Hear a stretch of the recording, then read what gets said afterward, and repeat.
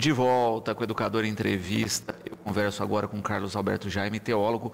Gratidão pela participação conosco. Boa tarde. Boa tarde, muito boa tarde a todos os ouvintes e agradeço o convite de estar com vocês aqui hoje. Bom, vamos falar um pouquinho, né? Inicialmente, como é que surgiu o seu interesse por teologia? Então, eu fui criado dentro do ambiente evangélico, né? Meu pai pastor e a gente sempre ajudando no que pode ali, né? Nas igrejas, nos salões, né? Nas campanhas que ele executava. E chegou um momento da nossa vida que a gente começou a ser cobrado para também participar no ensino. Né? E aí, quando você está frente a frente com pessoas que estudam, né? Você tem que se preparar. Então, eu com 25 anos, eu pensei, puxa vida, eu vou dar aula para uma classe de adultos, de pessoas aqui já que estudam fielmente, eu preciso me preparar. E aí, onde eu procurei o Seminário Batista de Ribeirão Preto, fiz o curso de 5 anos e o seminário realmente não forma líder ou pastor, ele dá apenas ferramentas para você buscar o conhecimento. Mas através desse curso abriu várias portas, eu me descobri, né? Era uma pessoa introvertida, tímido, me descobri uma pessoa que pode falar, transmitir e hoje eu uso isso no meu dia a dia. Perfeito. E é interessante a gente pensar, né, no percurso na teologia, porque muitas vezes, de certa forma, falta isso, inclusive para as lideranças religiosas, né, de uma maneira geral, né, um preparo maior, né? Não adianta só ter o perfil de ser um bom orador, não é, de conseguir reunir pessoas em torno de si, mas o preparo a gente vê que muitas vezes se peca, infelizmente, nisso. Muitas igrejas hoje, eles vão muito assim por afinidade, né? E afinidade não tem nada a ver com conhecimento. Então, as igrejas históricas, a igreja batista, presbiteriana, metodista, se preparam muito com o conhecimento e o preparo. Então, é exigido uma faculdade teológica para que você desempenhe. Agora, existem grupos paralelos que, por afinidade ou por cursos menores, né, por correspondência, ou cursos presenciais, admitem aquelas pessoas para ensinar e até para ser líder. A diferença está no resultado, né? Porque muitas vezes a pessoa que está à frente de um grupo não tem o conhecimento da própria língua portuguesa. Então, quando ele vai ler uma revista, um livro, algum artigo, ele pode dar uma interpretação aquém do que é. E aí é onde surgem falsas doutrinas, falsas leis e regras que é imposto nesses grupos porque falta conhecimento. E pessoas também falam, pois a letra mata, né? Querendo dizer que a gente, por tanto estudar, fica escravo da palavra. Mas não é, né? A Bíblia, quando fala que a letra mata, era a lei, né? A lei que era imposta às pessoas. Mas o preparo é muito importante, porque sem ele você não consegue desenvolver nada, né? Quando você não consegue crescer e você não consegue dar um alimento espiritual para as pessoas. E é interessante essa colocação justamente por isso, né? Você já deu um exemplo de interpretação errônea, né? Quando se fala aí que a letra mata, como se fosse dispensável ter uma correta interpretação do texto religioso. Exatamente. Geralmente as igrejas, né, começam em lugares mais humildes, né? Essas igrejas neopentecostais, né? E onde as pessoas que têm acesso estão ali num ambiente de pessoas humildes, né, que trabalham na roça, num serviço pesado, não tem tempo de dedicar ao estudo. Então o que eles fazem? Eles estudam junto, mas eles leem a Bíblia e tiram as interpretações que acreditam eles, né, na sua ideologia, que o Espírito Santo está dirigindo ele para aquele entendimento. Então esses líderes passam esse conhecimento para as pessoas de que o Espírito Santo vai dar a luz a tudo que é lido, né? A gente entende isso de certa forma, mas o Espírito Santo realmente vai fazer com que você se lembre do que você estudou, né? Não do que você está tirando ali de uma caixa de Pandora, de uma cartola na hora, né? Então isso é muito perigoso. Então é por isso que existem muitas denominações, né? Muita disputa entre eles, uma certa intolerância, porque interpretações diferentes do mesmo texto. é um texto poético, um texto difícil de ler e precisa ser estudado com orientação. Quando você estuda a Bíblia ou o livro teológico sem orientação, você vai, os americanos dizem, caçar coelho, você vai ficar perdido, né? E aí dá margem para tudo. E tem grandes exemplos no Brasil que a gente pode citar. No Brasil temos a Igreja dos Santos dos Últimos Dias, que são os Mormons. O seu líder, né, uma pessoa humilde também, interpretou achando que está tudo errado, eu vou começar a certa, do meu jeito, com as suas regras, né? E iniciou o mormonismo. O Testemunho de Jeová, Guilherme Miller fez a mesma coisa, né? Charles Taze Russell fez a mesma coisa. Está tudo errado, agora Deus me deu uma nova inspiração, né? Os adventistas a mesma coisa e outras igrejas, porque eles acreditam nessa nova, né, nesse novo mover, nessa nova interpretação que realmente não existe, né? Existe e acerta, né? Agora, se tiver conhecimento e estudo, todo mundo vai falar a mesma língua. Nas igrejas históricas, né, onde há o preparo, não há essa dificuldade, mas se você vai em certos grupos que você visita por aí, e tem certas coisas que são até aberrantes e são tiradas do contexto bíblico. Carlos, a gente falou um pouquinho, né, do interesse dessa questão hoje, né, que a gente vive de uma gama, né, de vertentes religiosas diferentes dentro do mesmo campo, né? Isso a gente não está nem falando das vertentes que já são históricas aí, que existem, exatamente, né? A gente percebe que mesmo nos mesmos campos teológicos você tem aí visões diferentes e não acaba ficando complicado isso, não é? Às vezes a gente acaba vendo. Vamos dar um exemplo aí que a gente tem de uma questão histórica hoje, né, que continua ocorrendo, que é o problema de Israel e Palestina, né? Que você tem lá uma guerra que tem um caráter religioso Sim. incutido, não é? E que muitas vezes a gente percebe uma discussão reverberando religiosa no Brasil, né? E num segmento evangélico que não tem, entre aspas, né, um relacionamento direto com o judaísmo, né? Tem direto, sim, com o Antigo Testamento, mas que se distancia no Novo. Exatamente. Existe hoje um modismo, né, para o judaísmo dentro das igrejas. Então, igrejas hoje fornecem visitas, né, excursões para Israel, para os lugares lá sagrados, e o que está acontecendo hoje é exatamente o contrário do que foi proposto pela palavra por Jesus, né? A lei já ficou. A lei foi dada para o povo judeu, a Bíblia foi escrita para o povo judeu, né? O cristianismo surgiu de dentro do judaísmo, mas nós não somos judeus, não precisamos praticar leis e costumes judaicos. Mas hoje a gente vê pastores aí usando kippah na cabeça, usando talit, né? Tentando ser judeu, e ele está fazendo, o que ele está fazendo com isso? Está crucificando Cristo de novo, que já nos libertou de tudo isso. Então, e as pessoas têm que entender também que Israel de hoje não é aquele Israel bíblico, né? Esse Israel de hoje é um Israel que não crê, né, no mesmo Cristo que nós. Então, essa nação de hoje não é aquela do Velho Testamento, é uma nação comum, logicamente, né, uma nação que tem lá os seus descendentes escolhidos por Deus, mas não é. As igrejas estão levando muito a sério essa discussão de proteção de Israel, né, sem entender que o contexto de hoje não é o mesmo bíblico. Né? Então lá acontecem as coisas naturais, existe essa disputa de terra entre duas nações que são irmãs, né? São filhos do mesmo pai, que começou aquela guerra dentro de casa, surgiram duas nações que brigam hoje, não é uma coisa que começou dentro de casa. Então precisava entender isso, e as duas têm os seus direitos, né? Israel tem um livro sagrado, né? Recebemos a terra prometida, e de certa forma a Palestina tem documentos. Então fica aquela briga que não vai acabar tão cedo, né? E promove guerras, aí onde países também podem testar armas, né? Tem os seus interesses, né? Se movimenta muito dinheiro nisso, mas tem esse cunho, né? Esse modismo com Israel, né?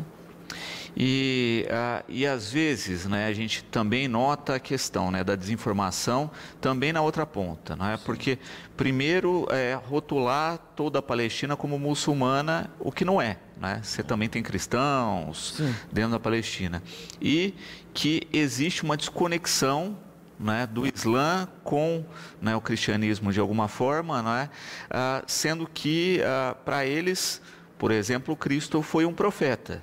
Né? E Maomé também foi para eles. Né? Exatamente. Então a gente acaba tendo um desconhecimento das religiões e muitas vezes a avaliação sendo feita em cima de preconceitos e não de dados.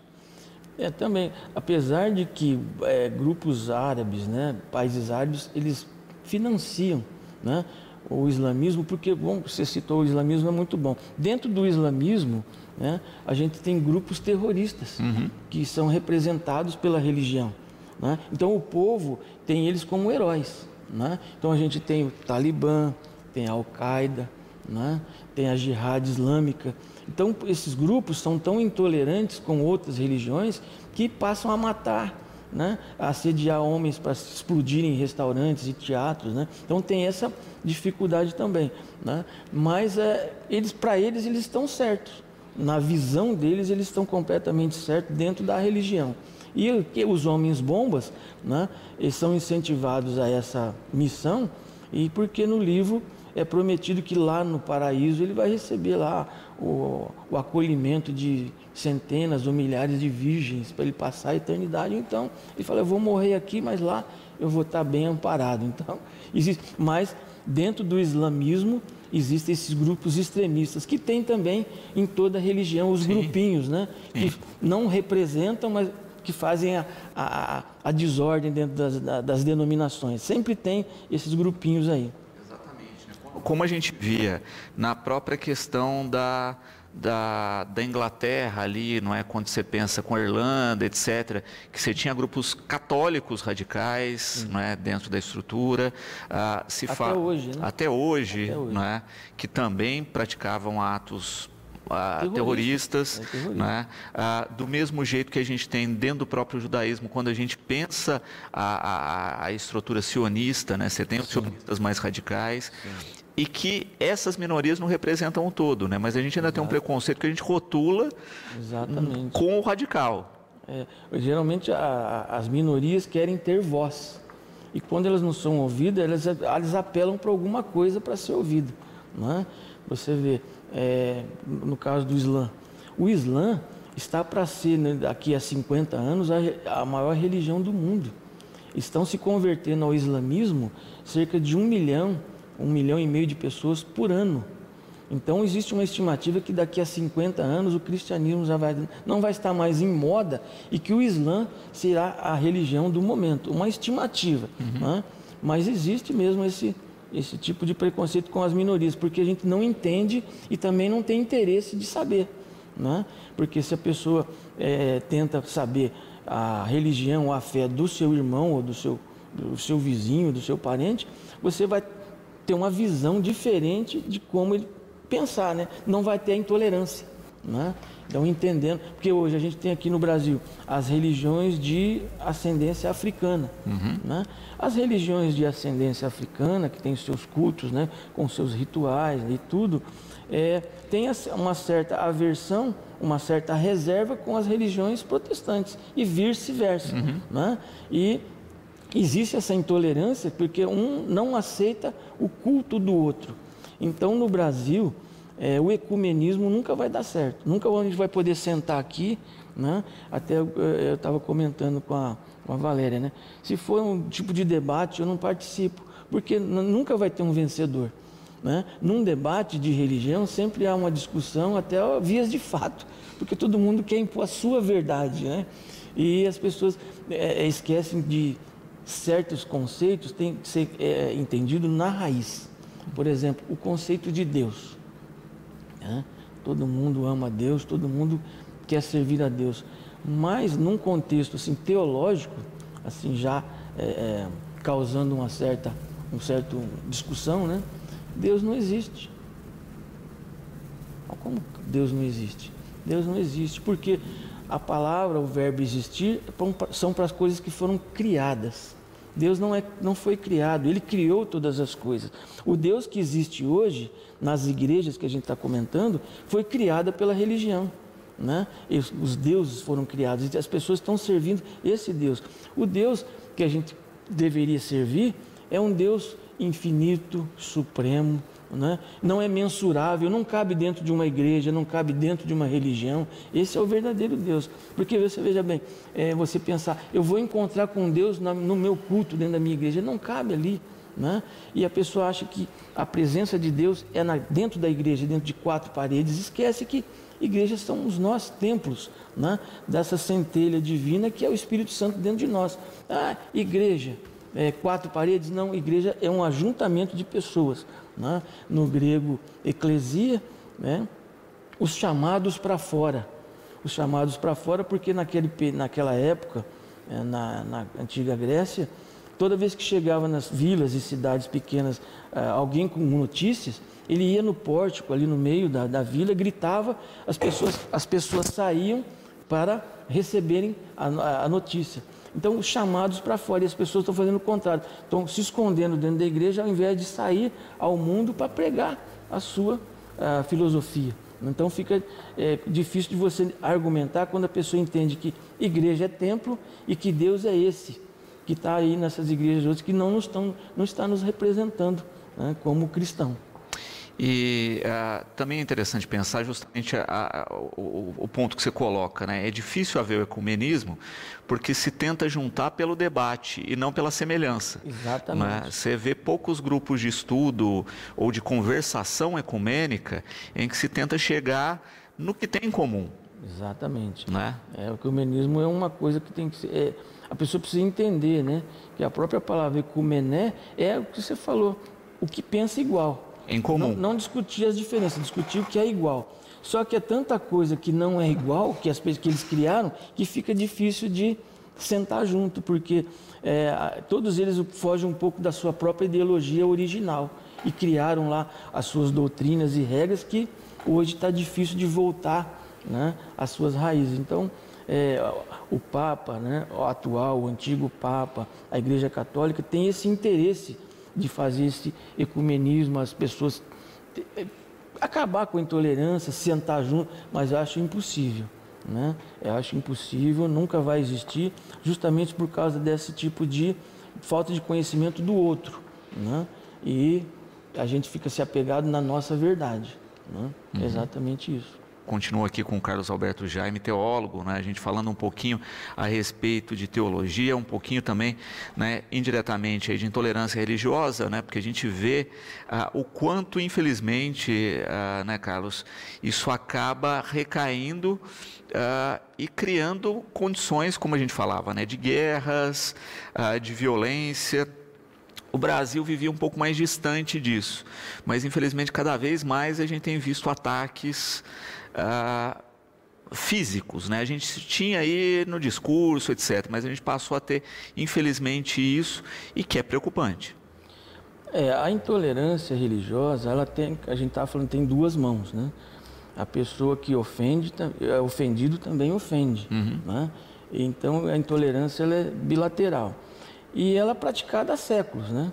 E ela surge justamente na profunda falta de conhecimento, né, da fé, da cultura do outro. Muitas vezes você quer discutir sem ter conhecimento do que o outro crê, do que o outro professa. Então, eles preferem discutir do que aprender juntos, né?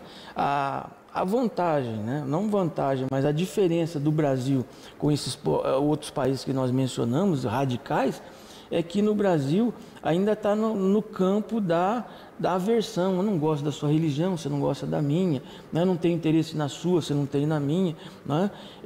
Mas a pessoa tem que ver o seguinte, que existe também o fanatismo, né? O fanatismo que leva à intolerância. Quando a pessoa se torna um religioso fanático, ele começa a se tornar uma pessoa difícil de lidar, porque a religião que ele pratica, tanto para ele como para as pessoas, é uma religião que oprime, né? Uma religião que põe medo, é aquela religião que separa famílias. A gente tem casos de grupos, né, religiosos que, se a pessoa deixa de congregar, ele é disposto da família, né, da igreja, eles cortam a amizade completamente com eles. Então, grupos também fanáticos, como a gente citou, o Islã, promovem guerras, promovem mortes, mas no Brasil Existe aí algumas vias de fato, às vezes, né, alguns embates, mas ainda não está no ponto dos países árabes. Mas a gente vê que é história, porque a gente, analisando pela Bíblia, né, quando Jesus estava tentando explicar o seu evangelho, a sua filosofia, existiam dezenas de grupos intolerantes que estavam combatendo e até mataram ele, né, os próprios sacerdotes, intolerantes com o próprio Cristo, né? Eles tinham lá os fariseus, que eram extremamente radicais, né, mas viviam de aparência, né, viviam nas praças, batendo no peito e tentando mostrar que eram espirituais e combatiam Jesus. Os saduceus, que eram liberais, né, não eram como os fariseus, mas eram liberais, mas também combatiam Jesus. Tinha os herodianos, que eram as pessoas que se infiltravam, né, nos grupos religiosos para poder depois delatar para Herodes onde eles estão, o que eles estão fazendo, né? Tinha os zelotes, que era um grupo que combatia os herodianos, e também tinha um grupo muito radical na época, que eram os zoroastritas, né? E o zoroastrismo, ele surgiu 600 anos antes de Cristo, no Irã, na Pérsia, e ele já era uma religião que já tinha um conhecimento assim sobre céu e inferno, né? Sobre purgatório, sobre ressurreição de mortos, sobre um único Deus, né? E esse tipo de conhecimento passou tanto para a igreja católica como para o judaísmo. Então tinha esse grupo também radical, intolerante, que estavam ali tentando sempre pegar Jesus numa pergunta, fazer para ele passar uma dificuldade, né? E estão aí os grupos intolerantes. Mas no Brasil, a intolerância, graças a Deus, fica nesse campo. Mas é muito ruim, né? Porque você perde a oportunidade de trazer a pessoa para você, né? Ou se tornar amigo, parceiro do outro, né? No nosso caso, sempre o nosso interesse é trazer para o nosso lado e mostrar, né? A Bíblia fala assim em milagres, né? O maior milagre é a pessoa se arrepender do que está fazendo de errado e se tornar uma pessoa sadia mentalmente, né? E então a intolerância gera esse tipo de desconforto e de separação, de desunião. E também é uma questão interessante que toda religião tem um ponto em comum, não é? Que é o chamado livre-arbítrio, não é? Que fala que a escolha está no sujeito e ele é o senhor das suas decisões, não é? Mas ao mesmo tempo você tem um outro perfil dentro de boa parte das religiões que querem impor os seus conhecimentos. É paradoxal. É paradoxal porque é o seguinte, o livre-arbítrio está assim, de forma geral, em você aceitar o pacote todo ou não, né? Então você tem que, eu me sinto bem com esse grupo ou não, eu me sinto bem com esse grupo. Então o livre-arbítrio Deus nos deu ele é tão perfeito que nos deu a possibilidade de não crer nele. Sim. Né? Então isso é importante, se ele estivesse imposto, ele seria intolerante conosco, né? Então ele nos deu a possibilidade de não acreditar nele, onde tem os grupos ateus, né? Mas o livre-arbítrio ele é discutível, não são todos os grupos de teólogos que aceitam o livre-arbítrio, mas ele é discutido, ele é defendido e pregado nas igrejas como uma forma de, né, um controle ali na hora de uma decisão. O José Roberto, a Lúcia e a Ana Cláudia colocam 3 perguntas similares aqui que eu vou tentar juntar, né, que é a principal diferença entre as igrejas católicas e as evangélicas, de um certo modo aí, que é a questão dos santos e a questão de Nossa Senhora dentro, né, do catolicismo, e que as evangélicas não seguem isso, não é? Eu sei que isso é motivo de muito debate, né, dentro da questão, mas por que essa diferença? Tudo vem de como iniciou, né, o grupo. As igrejas protestantes surgiram na Reforma. A Reforma surgiu exatamente de pessoas que começaram a ler a Bíblia, né, no século XIV, XV, e entender que certas coisas que estão escritas ali não estavam sendo praticadas, né, corretamente pela Igreja Católica. Então surgiram ali Martinho Lutero, que era bispo católico, e outros que acabou escrevendo 95 teses, né, ou teorias. Olha, isso tudo eu não aceito, não acredito. Por exemplo, não foi encontrado na Bíblia veneração de relíquias, a hóstia, né, culto a mortos, rosário, a veneração a Maria. Tudo isso, num contexto bíblico, né, não foi encontrado na Bíblia. Então, ele foi patrocinado, né, até por uma família de posses, a promover a reforma. Não, a gente não crê dessa forma, vamos iniciar um novo grupo. E explodiu, né? Porque aí, quando eles tiveram acesso direto com a leitura da Bíblia, né, eles começaram a ver que Martinho Lutero e aqueles homens estavam, entre aspas, certos. Porque na Igreja Católica, não que eles não leem a Bíblia, mas é tudo fornecido pronto, né? Você vai na missa, já te dá a programação, já te dá a oração, tudo pronto. No meio evangélico, isso tudo é feito de forma espontânea, né? Então, a pessoa é obrigada a ler, a pessoa é obrigada a estudar, para que ela se encontre dentro do seu contexto. Mas a diferença, basicamente, é essa, né? O cristianismo evangélico, né, protestante, saiu de dentro da Igreja Católica por causa dessas diferenças de interpretação e de eles não acharem base bíblica para certas coisas que foram relacionadas lá, que deve ser, eu acho que umas 150, que são praticadas e que não têm embasamento, né, segundo os estudiosos. E fez essa divisão. O Igor também com uma questão interessante, né? Formação em teologia, né? Você tem perfis de seminários também, no sentido de aquele com perfil mais católico, né, o perfil mais protestante. Sim. E ele pergunta justamente isso, né, aonde fica a formação que inclui as outras religiões, né? A gente tem isso, tem uma visão geral de tudo em todos esses seminários? Sim. A Igreja Católica tem os seus seminários católicos que servem exclusivamente para a Igreja Católica. Geralmente, os seminários e institutos bíblicos e faculdades teológicas aceitam todas as fés evangélicas, porque você está ali não para somar com o grupo da igreja, mas você busca só a formação.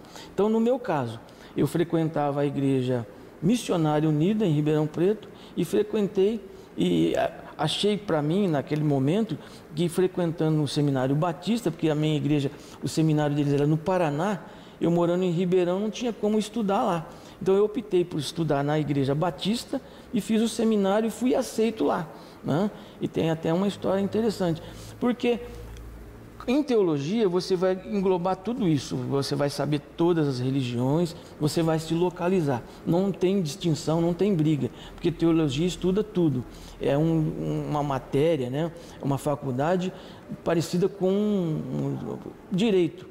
Tem que ter muitos livros, fazer muitos trabalhos, né?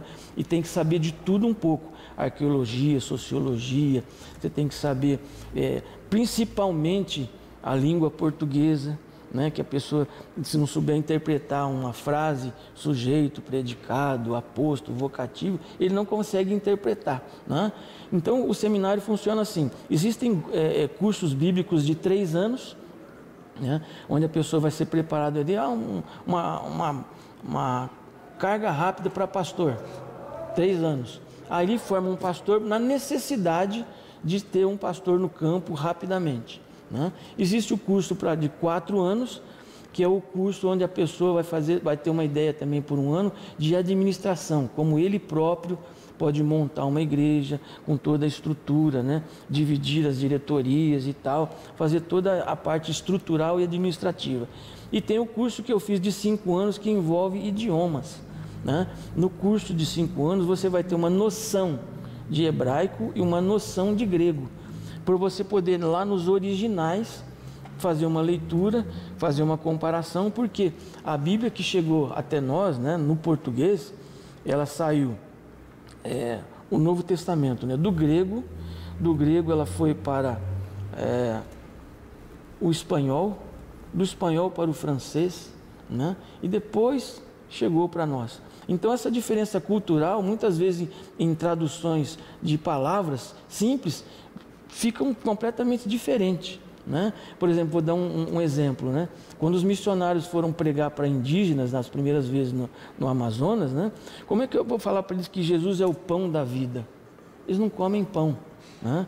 Então ficou até engraçado que foi traduzido para Jesus é a mandioca da vida, porque eles comem mandioca. Então tem essa diferença. Na hora de interpretar, né, você tem que saber. E é um curso muito abrangente, independente de você querer ser um pastor, um teólogo. Todo mundo deveria fazer com calma para poder abrir a mente com respeito às coisas de Deus. O curso de teologia, ele é muito importante para te aproximar de Deus e você receber ferramentas que você vai usar no dia a dia. Não vai formar pastores, você não vai sair, né, com a mente lá completamente. Não, no meu caso, foi exatamente isso. Eu busquei conhecimento e quando eu estava buscando conhecimento, eu vi a necessidade de estar ajudando. Então, o que acontece? Eu era da Igreja Missionária Unida do Brasil, estava num grupo batista, havia uma necessidade. No meu grupo de seminário, de faculdade, existiam 20 alunos comigo. No curso de 5 anos, é um curso cansativo, né? É um curso difícil e só me formei eu, né? Os 20 foram ficando pelo caminho porque não aguentaram a carga do curso. São blocos de 6 meses com 9 matérias. Então, a cada 6 meses, 9 matérias mudam. São 60 matérias no total, né? Então, o que acontece? Eu fui chamado para trabalhar com eles por causa desse favorecimento, né? Então, um curso de teologia é muito bom, se localiza onde você está e vê o que você quer. Então, você não vai ser discriminado de nenhuma forma em um seminário protestante. Você vai aprender, né, as diferenças e tudo, mas ele não vai ter a tendência de levar você para lá e para cá. Vai mostrar para você uma bússola onde você vai aprender de tudo um pouco. Muito bom. Quero agradecer a participação conosco, deixar o espaço sempre à disposição, esperar, não é, que as pessoas consigam, não é, fazer esse pacote ecumênico que a gente falava, né, na rotina, sentar pensando mais nas semelhanças, deixando o debate religioso de lado e pensando no que a religião tem de comum também, não é, como a gente falava, além do livre-arbítrio, que todos se considerem como irmãos. Exatamente. Gratidão sempre aqui pela participação conosco. Eu agradeço a vocês.